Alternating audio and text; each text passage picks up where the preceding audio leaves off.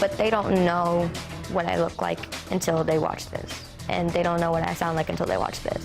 And it's my time to show people who I am and what I plan to do.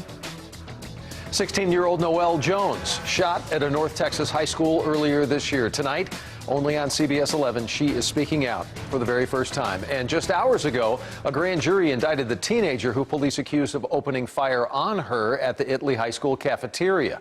16-year-old Chad Padilla facing 6 felony counts. Tonight, the I-Team's Ginger Allen joins us with a very personal story, one we have only known through pictures until now. Ginger? 5 months later, Doug, Noelle and her mom are speaking out to set the record straight. In the aftermath of the shooting, some reported the accused gunman was Noelle's boyfriend. He was not, but he was a friend, a young man they had welcomed into their home, a friend they had fed and trusted, a person who now haunts them. I had one dream where I was hiding from him in a bathtub, and then there was blood everywhere. And then I ran out and I started screaming. Art is an outlet for Noelle Jones, who wakes up every day scarred, inside and out, by the haunting reminders of that day. First time I took a shower, I looked at myself in the mirror. It just instantly played in my head. I kept hearing the gunshots, his voice, people screaming. I kept remember blacking out.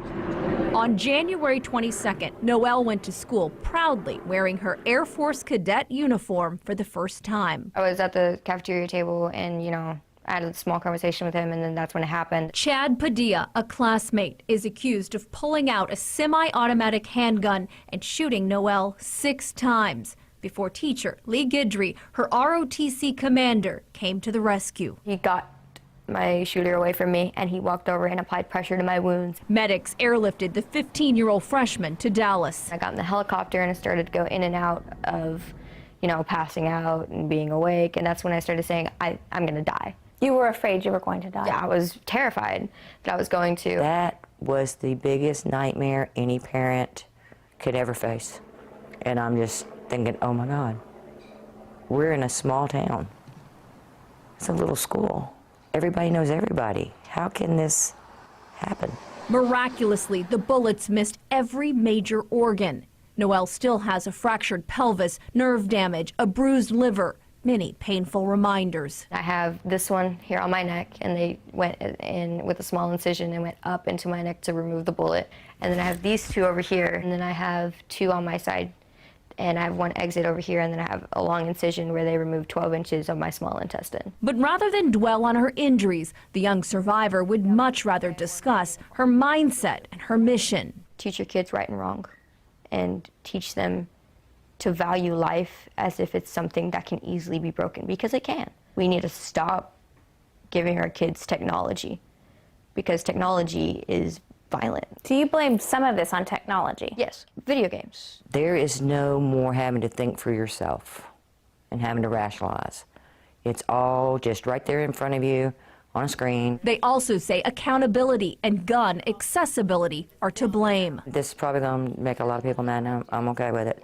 When you have a child, and you have children, if you choose not to secure a weapon from your child, and your child gets that weapon and causes harm, until we start making these parents accountable for not parenting their child and not following a rule of secure your weapons, it's going to keep happening. Despite that, on guns, this has changed my view on them. I never thought I would think about it this much until I was shot at my school.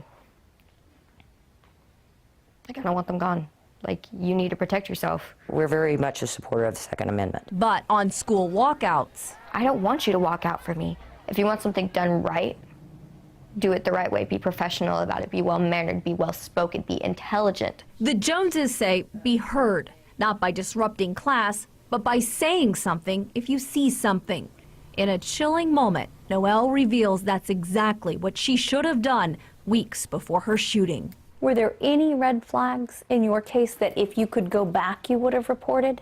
Yeah, there's one where he said, what would you do if I took a gun to school and did what I had to do? And I'm going to be honest with you, I said, I'd ask you to shoot me first because I don't want to see that.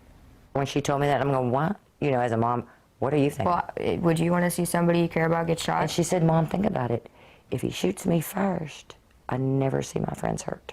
It took her 5 months to speak out, but Noelle Jones will no longer stay quiet.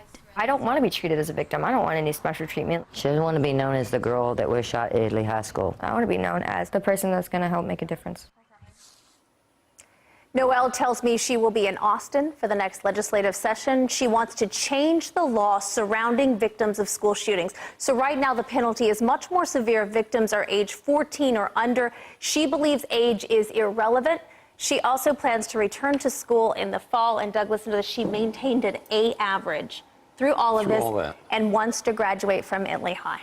Two things that come to my head immediately, and maybe you feel the same way. First of all, that's anybody's daughter. That's my 15-year-old. It's your daughter, my right? 13. So we're all there at the same time. She's so incredibly well-spoken when she sat and talked to you. That grabs my attention. But I'm curious, with all she had to say to you, big picture, is she thinking beyond high school right now? It's funny that you said she's well-spoken because we haven't talked about this. She wants to study criminal justice and she wants to be a motivational speaker. So she wants to be an advocate for victims of all crimes. She told me, particularly school shootings, but she says all victims. And she says if victims are not strong enough to speak for themselves, I am. I'll be their voice. Man, it makes a lot of sense. And sometimes fate and life events put you in a position in life and suddenly you realize maybe that's where you were meant to be. 6 shots, didn't hit a major organ. That's unbelievable. Ginger, great story tonight. Thank you.